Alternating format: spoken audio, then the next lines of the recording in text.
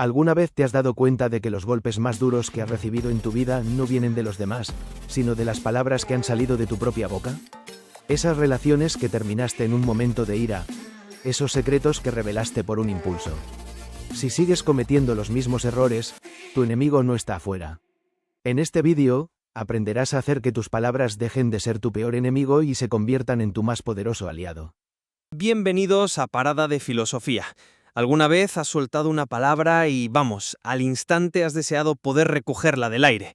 ¿O has sentido que al compartir demasiado de ti, pues en lugar de conectar, te has quedado como vacío? Hoy navegamos justo en esa frontera, delicada entre lo que decimos y lo que guardamos. Sí, hoy exploramos una tensión fundamental, inspirada en reflexiones que vienen de antiguo, pero que, resuenan hoy con muchísima fuerza. Nos fortalece compartir abiertamente nuestras luchas, nuestros miedos, o encontramos, quizá, más progreso y disciplina en la reserva, en un silencio elegido estratégicamente. La pregunta que nos guía es, ¿dónde reside el verdadero poder para forjar nuestro carácter y nuestra vida? ¿En la palabra expresada con consciencia o en el silencio cultivado con intención? Yo sostendré que la comunicación cuidadosa, el saber expresar lo que somos y lo que necesitamos, es una herramienta vital de autoafirmación y conexión. Y yo exploraré la otra cara de la moneda, la fuerza que reside en la discreción, en no malgastar palabras y cómo la contención verbal puede ser, un pilar para la autodisciplina y un crecimiento interior más sólido. Si esta encrucijada te resuena, acompáñanos. Y si te gusta pensar con nosotros, considera suscribirte para no perderte futuras conversaciones. Mi planteamiento parte de una convicción profunda. Las palabras que usamos no son neutras, Tienen un poder creador. No solo describen nuestra realidad, sino que activamente, le enseñan al mundo cómo relacionarse con nosotros. Si constantemente te refieres a ti mismo con un lenguaje de duda o incapacidad, estás de alguna manera dando permiso para que te traten en consecuencia. Por eso, articular nuestras experiencias, incluso las más arduas, de una manera consciente, eligiendo cómo las enmarcamos, es crucial. No se trata de ignorar las dificultades, sino de tomar las riendas de la historia que nos contamos sobre ellas. Es elegir una perspectiva que nos impulsa, no una que nos ancle en el pasado.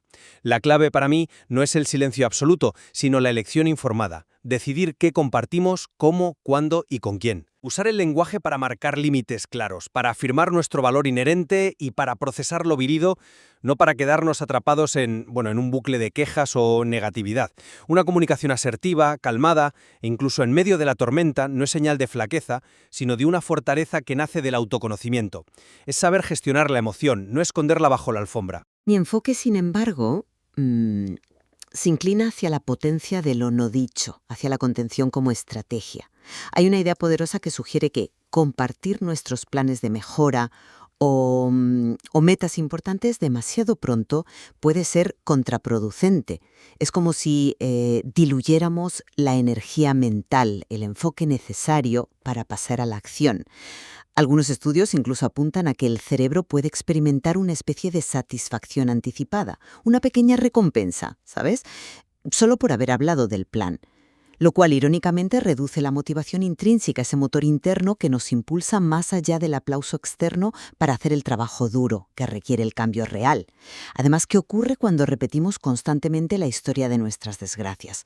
Al principio puede sentirse como un desahogo, claro, pero existe el riesgo real de que esa narrativa se solidifique, se convierta en el eje de nuestra identidad. Empezamos a ser ese problema que contamos una y otra vez.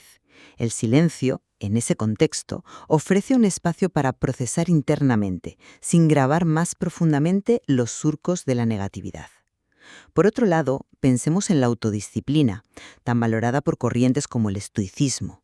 No se forja a menudo en la intimidad de las promesas que nos hacemos a nosotros mismos, promesas cumplidas en silencio, sin necesidad de enunciarlas al mundo. El silencio también actúa como un bálsamo frente al estrés. Nos permite observar nuestras reacciones emocionales sin ser arrastrados por ellas, creando un espacio para responder en lugar de reaccionar.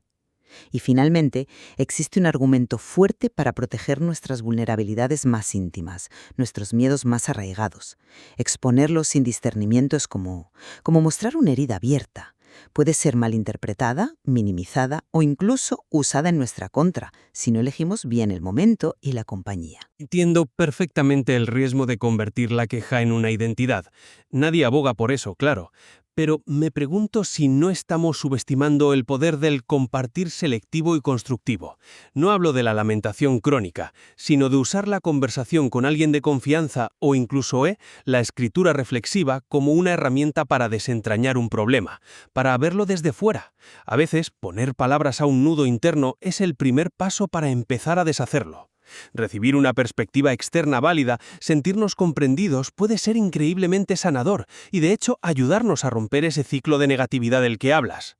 ¿No crees que el silencio absoluto en ciertos casos puede llevar precisamente a lo contrario, a darle vueltas obsesivamente a lo mismo, a rumear en solitario, lo cual tampoco parece muy constructivo? Es una objeción importante, sí. La línea entre el procesamiento útil y la rumiación o el refuerzo negativo es sin duda muy fina. Quizás la clave esté en la intención detrás de compartir. Hay quien argumenta que algunas personas pueden desarrollar casi sin darse cuenta una especie de, dependencia emocional de sus propios problemas. Contarlos les da una sensación de identidad, una forma de sentirse especiales en su sufrimiento y quizá inconscientemente una excusa para no afrontar la difícil tarea de cambiar. Desde esta óptica, el silencio no sería aislamiento, sino una invitación a la introspección profunda. Favorece mirar hacia adentro y, crucialmente, puede redirigir la energía de la narración hacia la acción, el foco en el cómo cambio esto, en lugar del cómo cuento esto otra vez. Es un eco de esa idea estoica. No nos perturban tanto los hechos como nuestra interpretación de ellos. Repetir verbalmente la interpretación negativa una y otra vez no la convierte casi en un hecho en sí misma. Esa idea de la dependencia emocional de los problemas es provocadora. Choca con muchas visiones terapéuticas que enfatizan precisamente el procesamiento verbal. Pero llevémoslo al terreno del crecimiento personal. Entiendo tu punto sobre proteger las metas incipientes, esa planta tierna que necesita cuidado, como dices. Sin embargo, ¿no hay también un valor en articular conscientemente nuestros valores y objetivos, al menos ante nosotros mismos o un círculo muy íntimo? Mencioné antes que nuestras palabras enseñan a otros cómo tratarnos. Si comunico con claridad mis límites o mis aspiraciones, estoy intentando dejar este hábito. Mi prioridad ahora es este proyecto. ¿No estoy también ajustando las velas de mi vida en relación con mi entorno social? A veces, verbalizar un compromiso, hacerlo explícito, le da una solidez, un peso que puede reforzar nuestra propia determinación. Es cierto que la comunicación clara de límites es esencial, sí.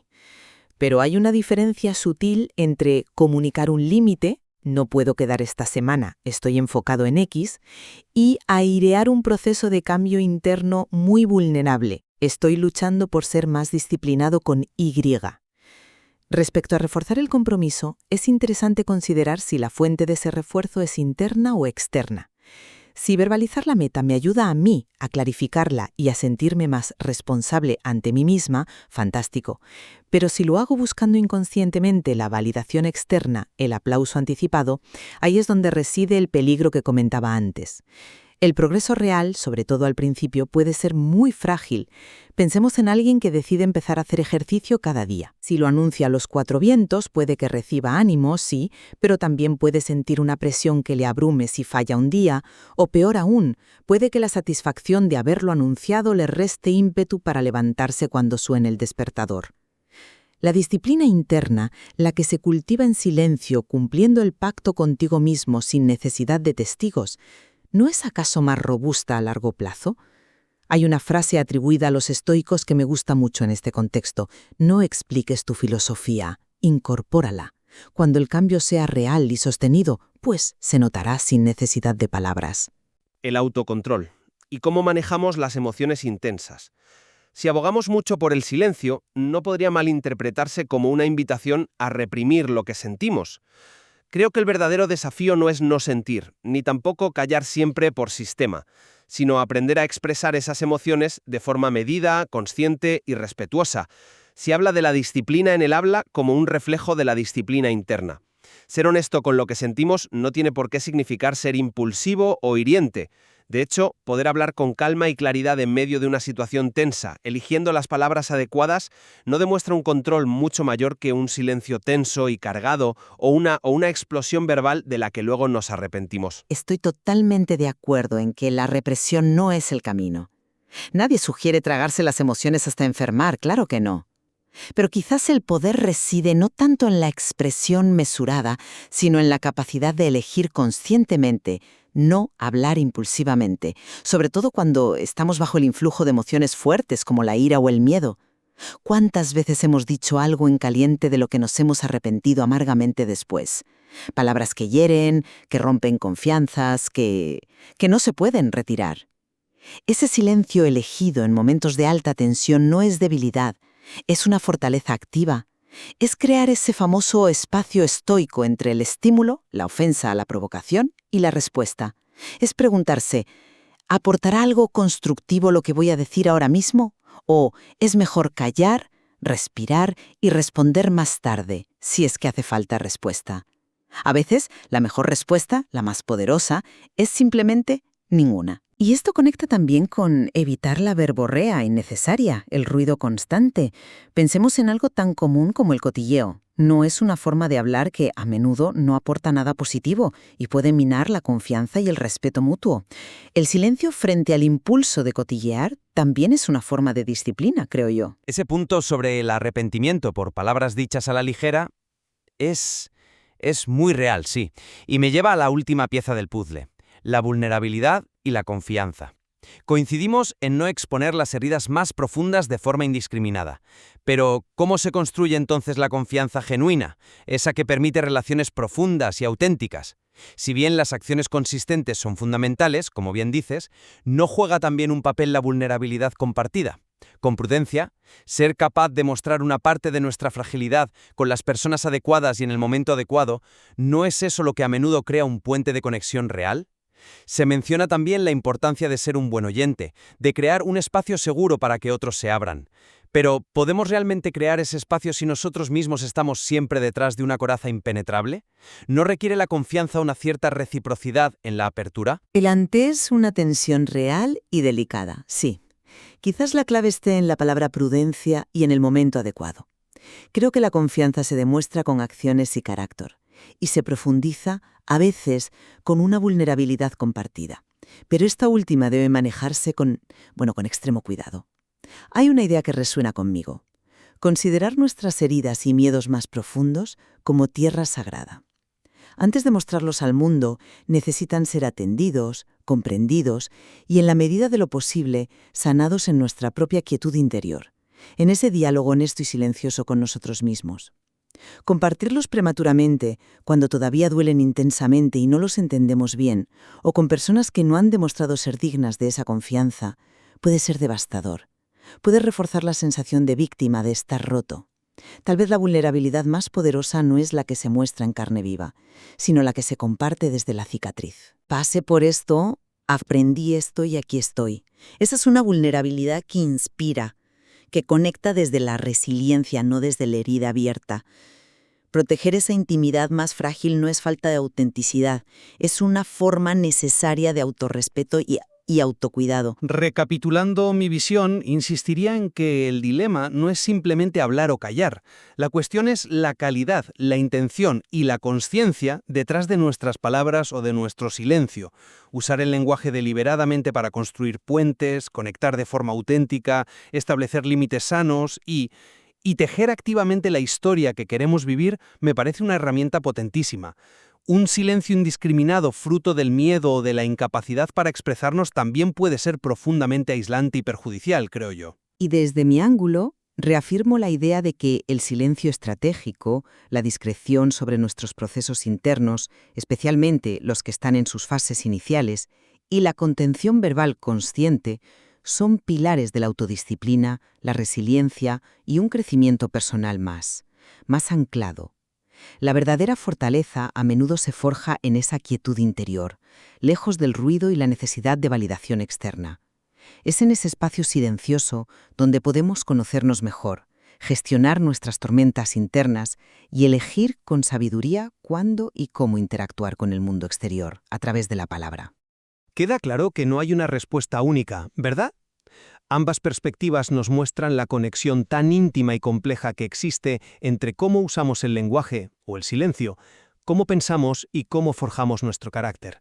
Quizás la verdadera sabiduría no está en aferrarse a una postura, sino en cultivar el discernimiento para saber cuándo cada una es más apropiada. Exacto.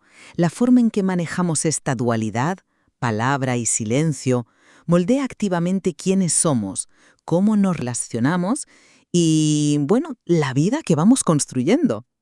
Sin duda, hay mucha tela que cortar en estas reflexiones, mucho que pensar sobre cómo aplicarlas en nuestro día a día. ¿Y tú que nos escuchas? ¿Dónde te sitúes más a menudo en esta balanza? ¿Eres de los que necesita hablar para procesar o de los que encuentra fuerza en la reserva? Nos encantaría leer tus reflexiones en los comentarios. Y si te interesan estas exploraciones sobre filosofía práctica y autoconocimiento, no dudes en suscribirte a Parada de Filosofía para seguir profundizando juntos. Gracias por acompañarnos y hasta la próxima.